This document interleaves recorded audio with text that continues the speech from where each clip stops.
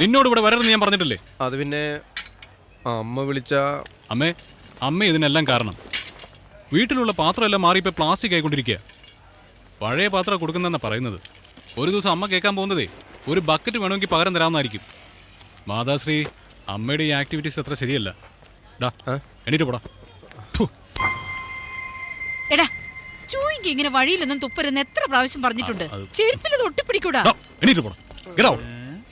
കാപ്പി കുടിക്കാതെ നീ എങ്ങോട്ട് പോയതാ? വാ, വന്ന് കാപ്പി കുടിക്കേ. എന്താടാ? മീൻകറിയല്ലേ അമ്മേ? കുറെ നാളായി ഞാൻ കഴിച്ചിട്ട്. ആ ശരി ശരി. നാണമില്ലാതെ എങ്ങനെയാണോ ചോദിക്കുന്നത്? നാണം നോക്കിയ വയറുന്നറിയോ? അതൊക്കെ ഞങ്ങൾ തൽക്കാലം മാറ്റി വെച്ചു. അമ്മേ, ഇതിന്റെ അടിയിൽ വെച്ചിരുന്ന പെട്ടി എവിടെ? അതാ ശരവണന്റെ കയ്യിലുണ്ട്.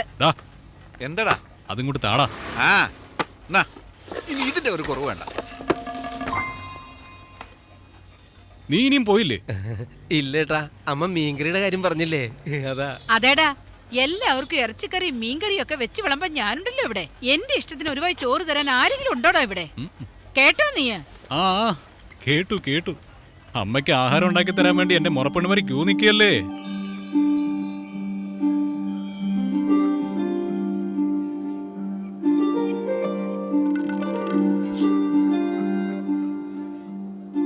അതെ, നല്ല സൗന്ദര്യമുള്ള പെണ്ണ്, പക്ഷെ ഊമയായിപ്പോയി. പാവല്ലേ? ഏത്? ഈ പെണ്ണാണോ ഊമ? അവള് സംസാരിച്ച പ്രളയം വരും. ആ പെണ്ണ് ആ മുത്തശ്ശന്റെ പേരക്കുട്ടിയാ. സിറ്റിയിൽ അഗ്രികൾച്ചറിന് പഠിച്ചോണ്ടിരിക്കുക. പിന്നെ എല്ലാരും എന്താ ആംഗ്യ ഭാഷ സംസാരിക്കുന്നത്? ഇവര് പറഞ്ഞ ചില കാര്യങ്ങൾ കൊണ്ട് അവരുടെ കുടുംബത്തിൽ ഒരാൾക്ക് ഈ നാട് വിട്ടു തന്നെ പോകേണ്ടി വന്നു. ആ സംഭവം നടന്നത് ഒരു വെള്ളിയാഴ്ചയാ.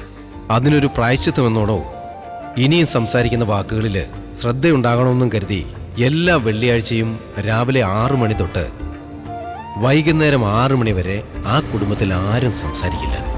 മൗനവ്രത.